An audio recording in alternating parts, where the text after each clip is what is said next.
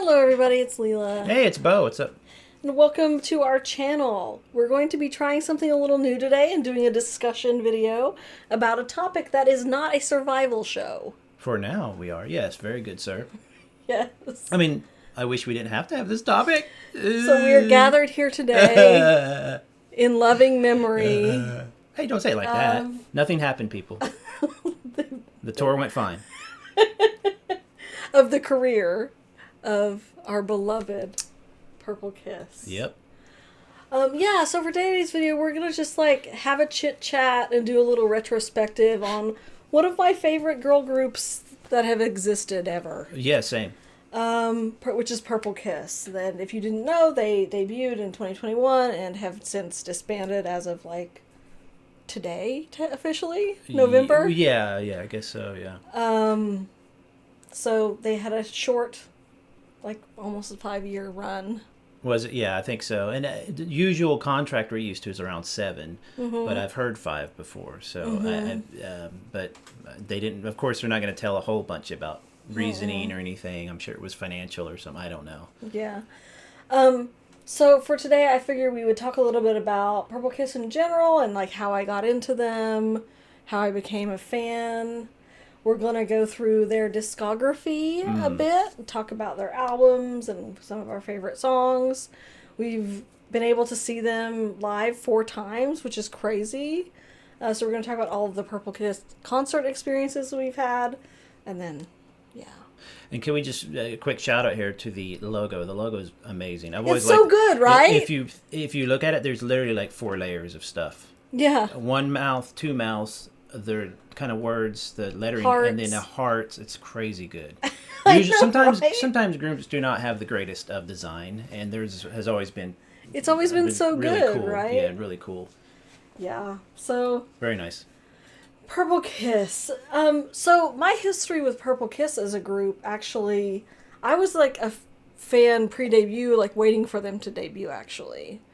Because back in 2020 or whatever, I guess late 2020, we were fans of Mamamoo and stuff like that. Yeah, so yeah. when we had heard discussions about what the next girl group coming out of Mamamoo's label was going to be, and I was ooh, excited.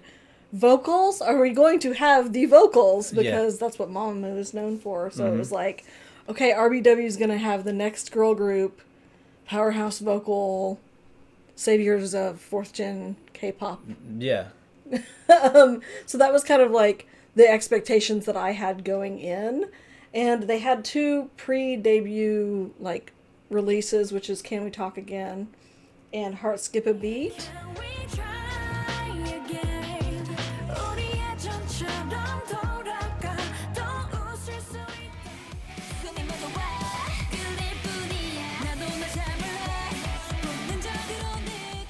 And based off the sound of those 2, I was I am interested. Yeah, Heart Skips a Beat was, I remember being a bit, not confused, but thinking, oh, are they going for a Dreamcatcher. I was are they going to be a rock band like Dreamcatcher? Rock, upbeat thing. But then, Can We Talk Again? I was just oh, okay. But even though with Heart Skips a Beat, if you know what you're listening to, and you can tell in a K-pop group when the singers are really singing and when they're kind of getting some aid, some little auto-tune or whatever, and they sounded oh, there's singers in this group, and we knew Goen and Park Ji-yoon from 48. From Produce, yeah. Produce. They did they were partners in the initial right. I don't know if you're going to get to that word, but yeah. So we kind of knew them, but we mostly knew Goen because she was more known for her vocals, I think. And she went a little further, I think, than Park Ji-yoon did. And she of course had a fantastic voice. I thought she would have been amazing in Eyes One. So we knew kind of her. This picture is throwing me the heck off, though. They look so different. It's something about it. It's so funny. That's going down in the bottom with the purple hair, isn't it? Yeah. Dozy looks the same. I feel I don't know if it's been every comeback, but each album, someone they traded purple hair around, someone had to have it, I mean, visually, but she had it at the beginning, and it was excellent. No, visually the group is unearthly. All of them are just really, really, just super pretty, but also unique. Everybody's unique from each other. It's a really, really good. Yeah, and then so I was waiting for the debut, so was there on day 1 for the debut, and was loved them immediately. Yeah. Ponzono is just it was definitely bringing something to the table that was like different than what everyone else was doing. It wasn't girl crush as in like noisy or like I'm such a badass kind of thing. Yeah, that it was more just like a mature, like kind of adult, like cool, confident stuff, but not cocky, you know. No, kind of a little dark, mysterious, look at kind the of design thing, at the time. whatever. It's very dark.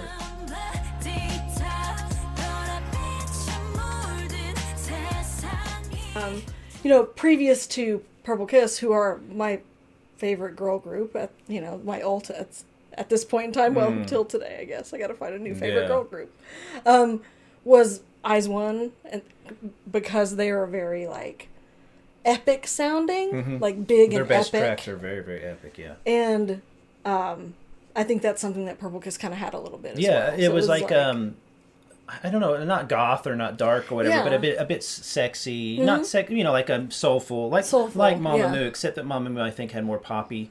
Yeah, not poppy, but they're a little bit more soulful, upbeat. Whereas Purple Kiss was going for vocals, soul, and you can see why when you start to listen to them, because you have all the different types of voices. Of course, the main two vocals are Going and Swan, but Cheyenne is a really good singer. Everybody's a really good singer, but everybody has their little specialty too, which is the best type of K-pop groups do as well. So and I think like seeing them debut and like instantly I was drawn to Swan as my bias. I mean, she's so unique looking. Cute. She's so cute. She's so unique looking, and her voice is just so cool. She's just so cool sounding. It's very modern sounding voice. Like a little bit husky sometimes, just really beautiful and really unique. And then Goen just has that like kind of more clear, powerful, and then Cheyenne is very like R&B, like do a solo R&B album, Cheyenne, please. Yeah. After all of this, sure. And that like most groups that are coming out around these times, you're like, maybe we'll get one main vocal, and maybe she'll be good, maybe we'll get one, and they'll be in charge of the high notes. And it's like Purple Kiss had like 3, and that could have been like the best vocal in any group that they went in, but there were 3 of them in this group alone, and like saviors of 4th gen girl group. There's vocals. Definitely two main styles you hear in girl groups. There is kind of the Twice style where their notes are clear like a horn or like a solid note, not much weight, not much vibrato, that kind of, and then Mama Moo style. And if you look back, we were just watching some old clips of some old groups from like 2008 or whatever, and they often had, at least their lead singers did, a Mama Moo style, more soulful, more whoa, whoa, whoa, instead of like that kind of thing. And so when they started singing that way, I think it gave them a maturity, because I'm not saying it sounded old at all, but it gave their style a grounding in like reality. Whereas a lot of K-pop groups that come out, they're so overly processed and keyboards and da-da-da, and you knew right away that Purple Kiss was going for a vocal thing. And distinct, and a distinct sound. Like, no one sounds like Swan. Like, no, she's definitely pretty much no one sounds like Swan. She's in the school of thought of Billie Eilish and Billie Holiday, of Adele.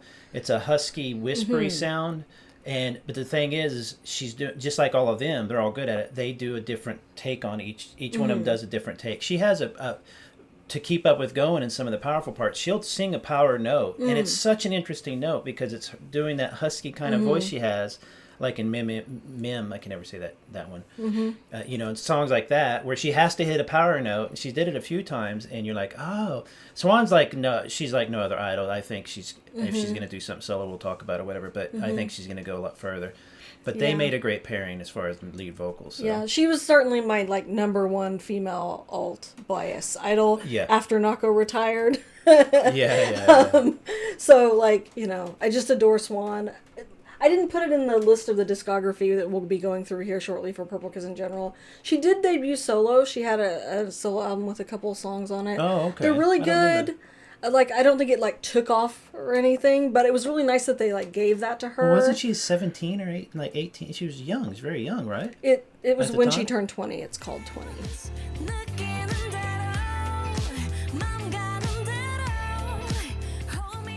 Go listen to Swan Solo 20. It's so pretty, the music video and everything. And I was really glad they gave that to her. But she's like the only one I think they did that for. But so I really think that, we'll see more of her. Well, she was already established as a scratch track singer. Like, wasn't she doing scratch tracks for some pretty big singers? Yeah, when they were trainees, they were doing all sorts. Yeah, of stuff. I mean, you don't just.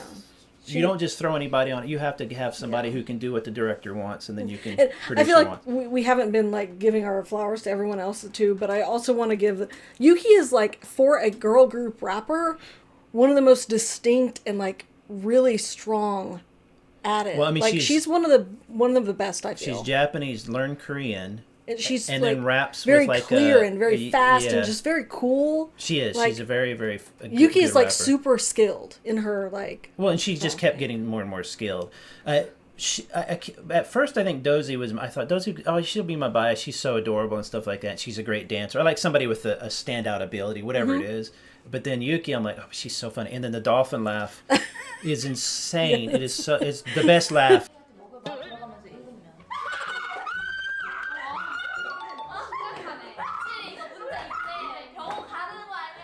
Like, there are certain laughs that you just can't. Oh my God, it makes you happy hearing it. And you know what? I heard less of it as time went on. Maybe she just didn't laugh. We didn't watch a lot of variety content, despite them being like my favorite group.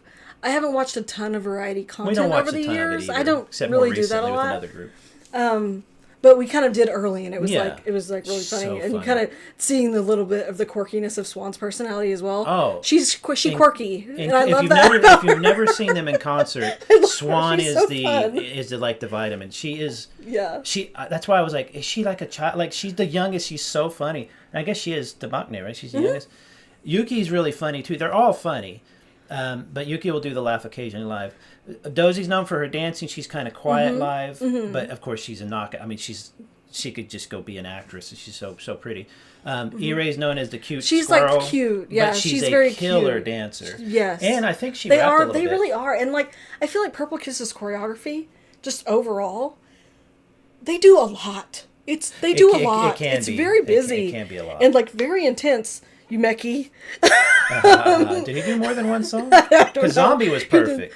A Zombie, but like I've always felt like their choreography was very strong. They were very strong at it, and like super detailed. Yeah. Like really. And they never claimed to have a leader, but I always thought it was part June or whatever. I thought it's.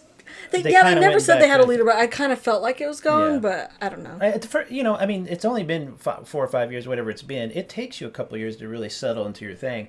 But then Cheyenne, if you watch live, she was always Cheyenne too, like a little bit of leader vibes. Insanely good, like, and just so energetic. She'd come up in the stands, they like will go crawl out or run out in the audience and stuff. I'm like, please be careful, Yeah. Like, we'll talk about concerts in a bit.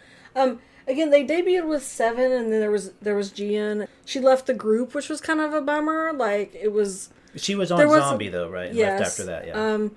I'm lucky that I have a signed album that has her on it as well. I have a signed copy of Hide and Seek. It's my favorite album of theirs. Yeah. They didn't really get into the reasons, but like she left the group, so that was kind of a bummer. I mean, it's not for everybody all the time, I understand. And then they kind of continued on. It didn't seem like there was any kind of conflict or anything like that. It seemed like she was just kind of like, Yeah. So that's, I mean, good. I wish her luck. I'd like to actually look up. If anybody knows, by the way, can you please give me the tea? Thank you for your attention to this matter. Can I please know the tea? If I can please know the tea, thank you. Thank you for your attention. Yeah, so let's like briefly go through Purple Kiss's stellar discography. I'm assuming if you're watching this video, you're a fan as well. If you aren't, here are my song recommendations from all of their albums, and we'll talk about each one, and then we can talk about the title track and like our favorite side tracks. The Purple Kiss, the original, the first one though. The first album, Into Violet. Go, while you're listening to this, look up "Little Earthquakes" by Tori Amos, and I always think of that because it's a little square. The title track of their debut album was Ponzona. Again, I think it set the tone for their discography and their kind of dark, cool sound. That though in the future they experiment around with other sounds, but that was kind of their signature. I'm kind of shocked here. We're looking at Spotify to see the numbers here because some of my favorites, literally my favorite songs, are on this album. Yeah, I feel like front to back their debut album is incredible. It has Can We Talk Again, Heart Skip a Beat. Again, their 2 pre-debut songs. Skip is just a bop. Okay, I don't know if you made a list of your top whatever, but I have a top 5 overall. And period. No, skip are on there for sure. And Hello. Hello is good. Hello is good, but period just destroys everything for a sad song. It's so freaking sad. The girls can do a sad song. The way Swan says, say goodbye to me at the end of each thing is so freaking good. Skip Skip is, of course... It's a fun It's kind of bop. like their pop side, but it's not even really poppy. They have kind of like two... There are two Purple Kisses. Yeah. Like, a lot of groups have this, where there's two Monsta X's. There's loud, noisy, fun party Monsta X, and then there's, like, cute Monsta X. Yeah. Purple Kiss has this as well, where they have like a dark, mature Purple Kiss, and then like a kind of fun, poppy, almost not cute or bright, but like Zombie was the closest to cute. Yeah, like kind of songs, and they do them both really well. And Skip Skip is their kind of first of that sort of more bouncy, fun songs. It was my first introduction to their ability to do the how do I explain this? Like the bridge right before the chorus. The power note, like nah, and then it goes into the chorus. They do that a few times, and they're really, really good at it. The only reason that worked was because their vocals were good. Yes, thank you. You too, Mimi. She wanted Mimi, to what's say your favorite song? Meow. She said Meow was her favorite song. Uh-huh. And then their first comeback after debut, Hide and Seek, is, like I said, one of my favorite albums, kind of like perfect front to back. Zombie, I think, is what I was a fan. I was like, I'm a fan with debut, but Zombie was like, oh no, they're like my favoriteest ever. That's another.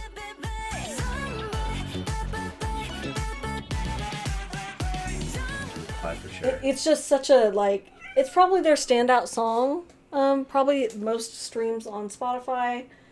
Also, the video was so amazing. So fun. Like, I mean, we watch reactions to it, reactors, and sometimes you can tell when a reactor is like, oh, just kind of enjoying it, but not real. But Zombie was so freaking cute. Everybody, and then how a Swan would go fire, in live. I think she does that live. No, it's in the back.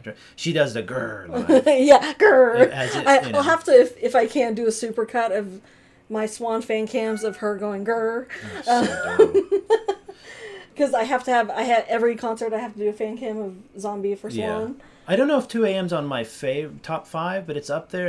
It's a good... that's another version of Purple Kiss in a way, is the mellow, sad, like late night. Yeah. We just broke up. I miss my Purple Kiss don't do love songs. They do like breakup songs. Which is and good, like, yeah. What other girl group does breakup songs as much as they do? Well, isn't that what Hello's about? I just want to say hello. Can we talk again? Like, I just miss you so much. Can we just They're the queens of the breakup. What's going on over there, ladies? Zombie is amazing. Is freaking amazing. And then after that was the Meme album. I would admit... This is crazy. The dates just seem so off for me. It seems like it was yesterday for me. Really? Meme is not my favorite of their title tracks. It's kind of one of the kind of lower. Okay, we got to stop here for a second. What? It might be one of my top 5.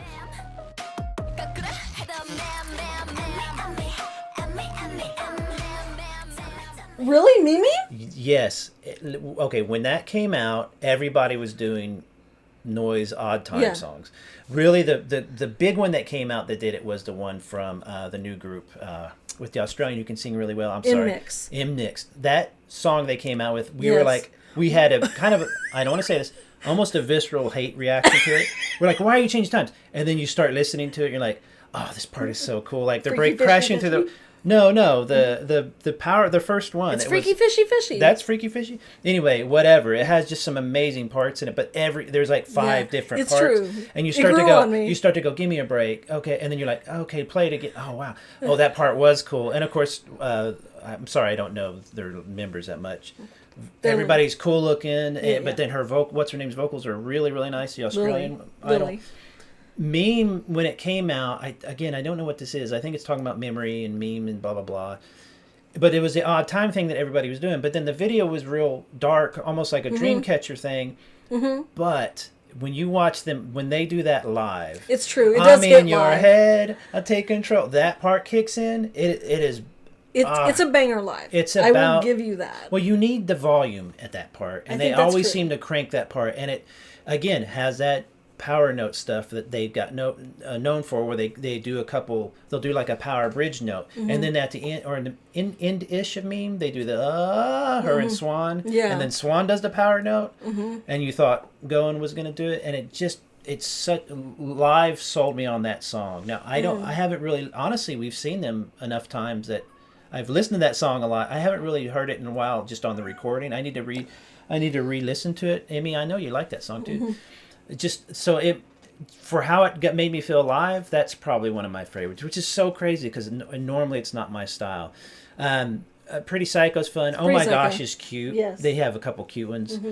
Joe is really cute. This is a good album, but I definitely Meme or whatever was great. Then after that we have Geeky Land, the title track of Nerdy. Again, not my favorite title track. Nerdy is Zombie Part 2. It's in the same. It's in the. Yeah. They even use the same scream. It's in the same they universe. use a scream in it. But it's again not like my number one title track.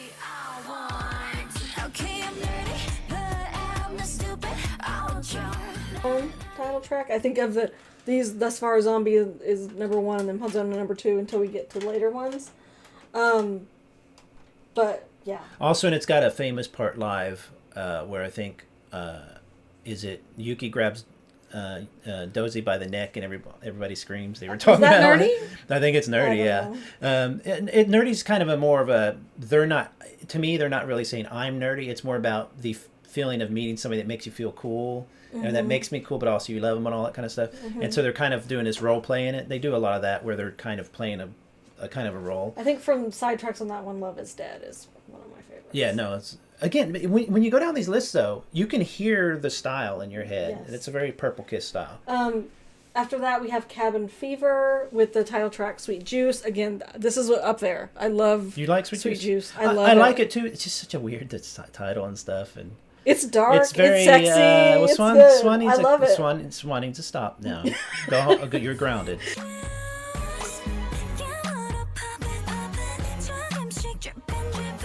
Just Autopilot, one of my absolute favorite top 5 They didn't play it songs. last concert. They didn't do Autopilot last concert. It's usually an end of concert song. Yeah, one of the Autopilot one. Yeah, I don't think it's an encore song. Usually. And in the middle of, we'll get into the concert, Ajit or whatever, Ajit, crying tears. Oh yeah, no, yeah. The cute song that they wrote about being friends for each other. Ajit's their we love each other song. Yeah, very cute. Oh, but Autopilot's a bit different story, a different style for them. It's so good. But I think it was the response to the synthwave stuff that was going on at the time, which is fine. It's a very cool synthwave. But it still sounds like Purple Kiss. So Cabin Fever, one of my top albums. Hide and Seek and then Cabin Fever. Some of my favorite songs are on all of them. This is crazy. After that, they had just a single album with Festa, with Seventh Heaven.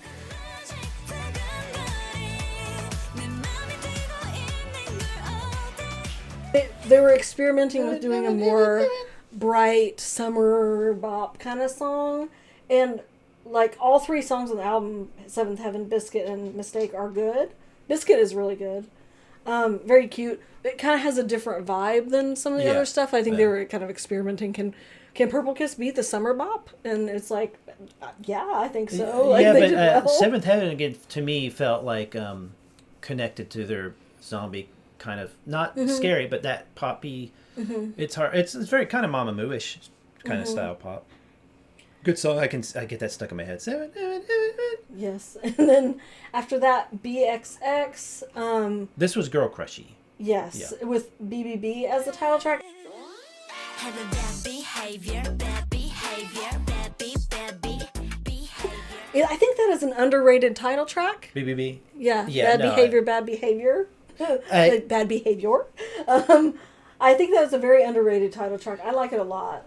Toy Boy was going. And Toy Boy is She wrote it. Yeah. Toy Boy is so fun and cute, and they always do it live, and I really love it. She was talking at the last show about playing it for their Uber driver. Yeah, and then but not telling them that they were the group who did it.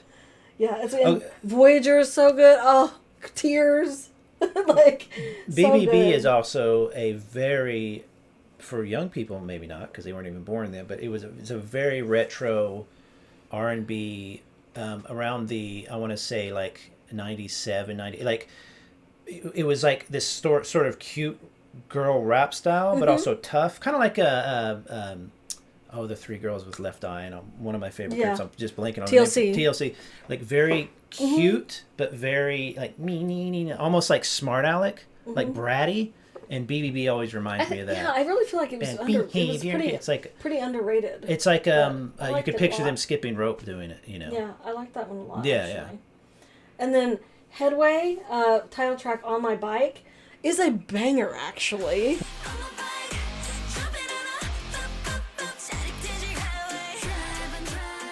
No, but it's a banger.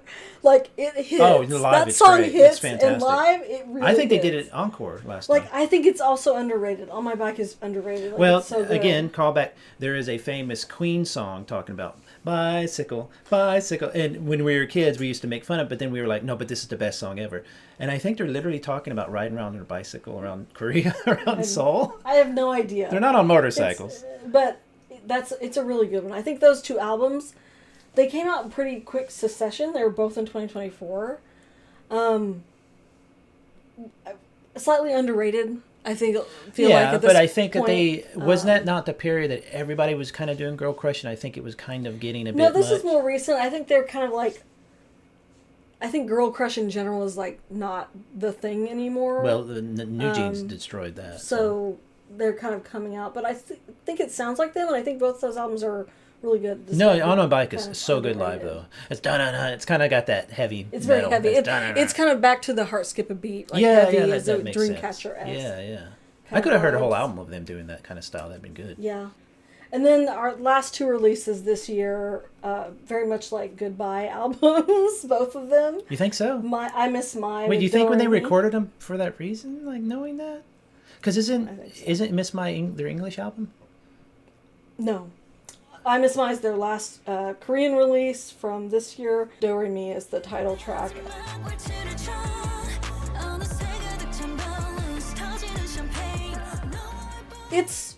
It's very Purple Kiss. Like, if you listen to it, it's got that sort of like those, like, sounds like a music box or something. Yeah. Like, kind of like, normally that they kind of do the music box thing and it's like kind of creepy. Yeah. Like Scary Dolls. Yeah. And here it's just like cute and pretty. I think Do Re Mi is one of the best bittersweet. It's one of my favorite songs. It's bittersweet. Yeah. There is a weird. Yeah.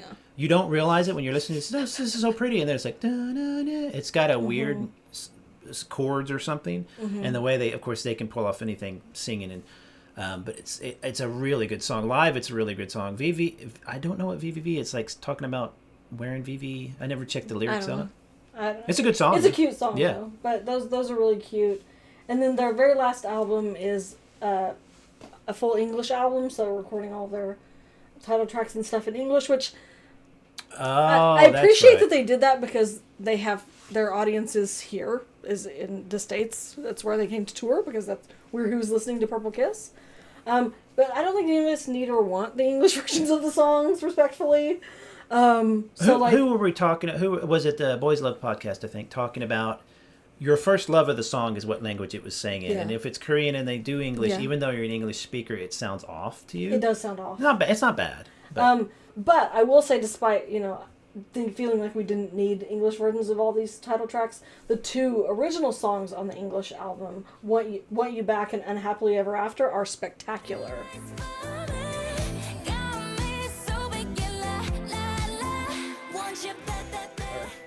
Like, both of them are very, very good. Oh, I guess we'll talk about it or whatever, but to me, that again, says that queens of the breakup song.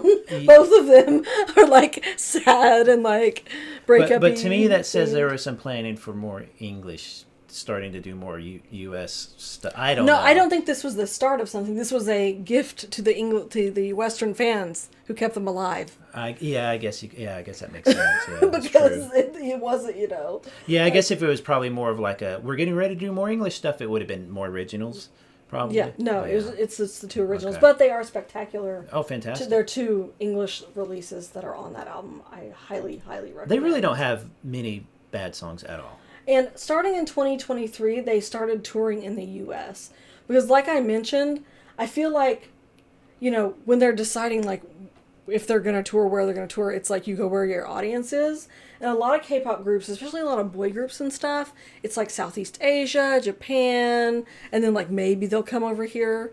Like Treasure, to for LA example. Or something. And, like, Treasure was, like, always touring in Japan and, like, never coming here, but then, like, finally did. Purple Kiss have, like, done a show or a couple maybe, I don't know, in Korea and Japan, but then have done these kind of very extensive U.S. tours, all run by the same company, I believe. And the first one in 2023, and we were lucky in that this all happened after we moved to California, so it was very easy it's for 2 us hours for us to go to LA. For us to go to all these shows. Or in San Diego. So we've got a chance to see them 4 times, which, again, most of my like favorite groups, especially if they're like on the smaller-ish side for K-pop groups, I kind of just like make my peace with never seeing them. Like, I'm never going to see ZB1. Because the only time they came in here was for KCON, and I'm not paying $400 for 2 songs to hear them play literally 2 songs, because they just don't care about the audience or whatever. So it was like, wow, Purple Kiss is touring. We can go see them. Oh my god! So they came in November of 2023, and we saw them in LA for the very first time. It's a seated venue. We hate the venue. I hate that venue. The venue is horrible. But not like as in falling apart or anything, but just it's sketchy. Just like it. It was an old theater, but it's like pretty good size. No drinks, no chips, no nothing. You can not bring to complain about the venue, but we never talked about this. I don't think. No. So on a podcast. So they didn't sell water, food, or snacks or anything, which is crazy. They have like concerts, a lot of concerts there, but everybody talks about it. And to be fair, a lot of people are inebriated before they come in, or they light up or something like that outside, whatever. And people are sneaking in water. And now on this last one we saw him in LA, just real quick, I didn't notice the guy across the street wisely will open up his store and for 30 minutes so people can buy snacks. I don't think people care about the venue. No, real quick. You're sitting there, and I was like, man, I wish I had a water. A guy walks in with a full salad. Do you remember he was just eating a salad? He brought in a salad. Yeah, that was the fun story of the first Purple Kiss show. Anyway, like I said, it's a seated venue, but they did it like GA style, so you just go in and like pick where you want to sit, which I think was nice. We kind of just like it's big enough that you could do it. Yeah. So it was really nice to see them for like the first time.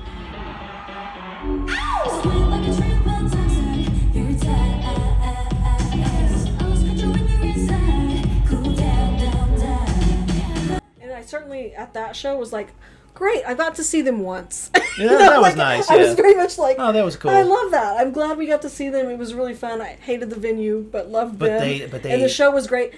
Like, seeing them in person for the first time was very much like when you see like a concert for the first time and you see like how they behave there. There's always like someone that surprises you, and I was like, Swan is like really outgoing and funny. English, she speaks English. She was like super hype, really funny.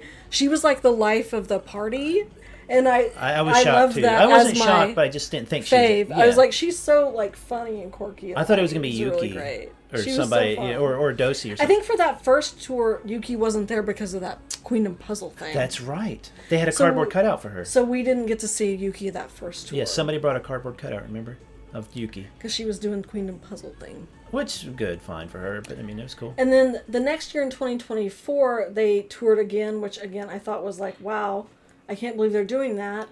And they came even closer to us. That we saw them at the first date of this tour in Oceanside, California. Which is, up the street. Which was, the venue was like a high school auditorium, but like kind of big and nice. Like it's a nice school. It was like an art school that all the idols go to. But it was just like really weird. They came specifically to that city. Usually it's like groups go to LA and that's it. But they came to Oceanside, which is in between, if you don't know, in between San Diego and LA. So 30 minutes, maybe.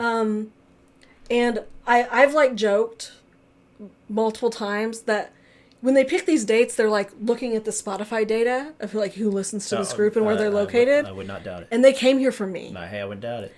They came here because of me. They were looking for you. Because they're like, we have fans there, and it's me. And you look so young, they thought you were in high school. For it's that streaming data, that top 1%. Yeah. And that's my favorite show of theirs. And it was really fun because the venue at this one in particular, the first one we sat in the upper balcony. They came down. Did they come down that? In the first one they did. They came down in the audience. But we didn't get to see them because we were like, oh no. This one we were like just in the thing, and they came down off the stage and were running up and down the aisles. and came right next to me, and so we got to see them like really close. Except for Swan, she didn't come as close. Yeah. And that's your ult, and I was like, Swan. Oh, and also I forgot to mention the first one we did high touch, so we got to. Yeah. We did. And no, we also had a portrait standing behind. That was at the second one. Oh, okay, that's right. At this one, the one in Oceanside, we did group photo. Did we do high touch again? I think so. I think we've done it. I don't remember if we did high touch. We might. We didn't do high touch in this. But we did. Middle So like again, seeing them like idols. It's like there's people that are that beautiful that like walk around the world. I mean, okay, it's crazy. okay. They're so pretty. It's crazy. To be fair, they are of course naturally beautiful women, but the makeup, the clothes, the sound, still, the lighting, everything, and you're like, and so but then when they're moving and talking and they're funny, and you're like, oh, this is why it's so charming. They're just like, so funny and I haven't done high touch or like that sort of like get up close to your idol, sit in the front row thing with anyone else. Brave Girls, we did high touch. They were good too. But this is the only one, so it's like they're the only ones. But anyway, they're so freaking I think beautiful. I got yelled at. That show both was times. super fun. Both high touches I did. I think I got yelled at. Why? Too hard. Calm. Or I didn't know. So I was like kind of like a slap instead of giving them like I was a like, high five. Yeah. And he said, this last time I know he Were did. you He was giving like, fives? don't do it too hard. I was like, oh sorry, and all the girls laughed. I was like, hey, I got to laugh at him, so it's funny. I just like kind of black out as I'm going past. Well, you go fast. And I'm just like, I love you. Anyway, I'm so uncool. And what's funny is I turned into a complete freaking dork. But anyway, that show was really, really that was fun. my favorite. That because was really fun. They came up in our row, and there was a step without a light. The rest of them had lights. And Goen, Shane, and I want to say Dozy came up in right next to us, like 2 seats away from us. And of course, we weren't grabbing or anything. We were like, yeah, and stuff. I think we got some video of it. Yeah. But they kept, every one of them almost tripped. Everyone. And every time it happened, I was like, okay, I'm going to take my phone's flashlight. But then it would look like I was trying to go for them or something. So I was like, security, can you just like point? So I think it was Goen the last one, he finally pointed the light, but she still almost took a tumble. But it was fun. But Shane was going nuts. She was just like, like screaming and going like banging she her was head. the hype one. I was like, hell yeah, Chad. It was fun. It was so fun. A really good and show. of course, wireless mics and stuff, they can take them around and sing. And it was really fun. This year we've got to see them twice. At the beginning of the year, in San Diego proper. Downtown. It was a small club. It was like a small like dance tall. club. It was like a tall club. With just like one level open standing GA. I'm very short and I'm very weak. So I can't do like GA shows that well. I'm a granny. Nobody can. Nobody can. Nobody likes Because I'm just so short. So we were like fully at the back of the show. But I was just like happy to be there. I couldn't see anything. But it was like fun and I was just happy to be there. And they came like to where we live again because of my Spotify streaming history. But that was my, again, good show, but that was my least favorite because I couldn't see there was the GA. Well, I mean, we sat on these like booth things, like we had to kind of There was nowhere to sit really. We were like climbing the wall to like find a place to sit down. Trying to stand and stuff, and a lot of people couldn't see, and then the tall guys don't care. Okay, grandma and grandpa, like you know. No, a lot of people were. And it's just like, man, I'd rather see them in that school auditorium where they were just going like climbing like monkeys. You know, they were just going crazy. But yeah, that was it was fun, but probably my least favorite. And then a couple weeks ago, they have their farewell tour. They've announced that they're going to disband, but then also announced a tour, which is very unusual behavior. But I was like grateful for. I was grateful for it, nevertheless. So we went back to LA and saw them at that same venue. We saw them for the first time for their second to last show ever. Yeah, the last one was in California. San Jose, The last one was in San Jose. And again, I was like, when they announced this tour, I was like, this is going to be so depressing. Like, because we know it's the end. I thought, but they didn't really seem to. But so the thing that I took away from that show again was they were like very cool about it and very sweet and like super pro in that they didn't like get emotional because then it would like send waves throughout the whole entire audience and everyone fall apart. But K-pop does that all the time though. They always start crying and just talking about their day. They were like very. They like kept it together. You know what it felt like to me? They was had like, already don't start crying. Yeah, but also no, because if they started, it would be bad for everyone. Yes, I agree. But also, they probably it had quite a bit of, if not at the concerts, back behind, backstage or while they're hanging out. Like, it a lot felt of like they wanted to, like, let's have a good time and a good experience and not get up here and just cry. Even though, we went and we sat up in the balcony again because it just was more comfortable. And you can take good photos. So we had, we were kind of away from a little bit of people. And like I said, just like midway through the show, like a couple songs hit and I was just crying. Just sitting there crying. Like it was like, and the thing is when you've seen them now 4 times and in a relatively short time, they're just hitting this amazing peak stride. Like they could do this for 10 more years. They're really good live and they're good performers, and you can tell they're not precious about, because we saw Billy in a tiny club. We've seen other groups in smaller places, larger places. Really, the idols, I think, enjoy the feedback and the audience stuff, and they really have a good time. They like talking and singing well and dancing, and it's like, this is entertaining as hell. It's never boring. They're never, even their solo stages, they'll do something different. Yeah, I forgot to mention that one thing that's also been really fun about their live shows is that they'll do either solo or unit numbers of covers, dancing, singing, whatever, and it's been different each tour. Yeah, it has, I guess. So it's been really cool. They've done a really good job of like mixing things up and doing different combinations of members.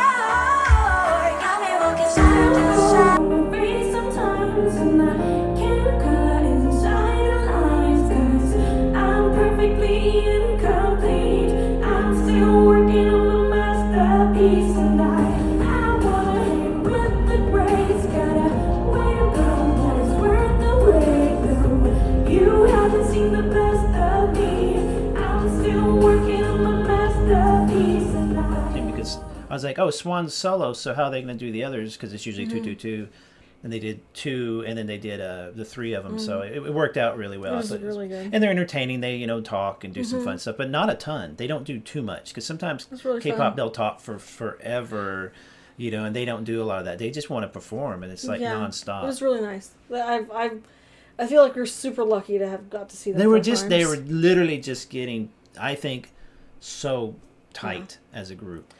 And that brings us to their announcement that they're disbanding again. Normally groups have like a 7-year, but I think that they decided to end it early for whatever reason. And then announced it pretty early before it happened. Sometimes like when a group is disbanding, like you get the notice and that's like they're done. So it was like kind of for what, not happy that they're doing this and not happy with RBW in general. No.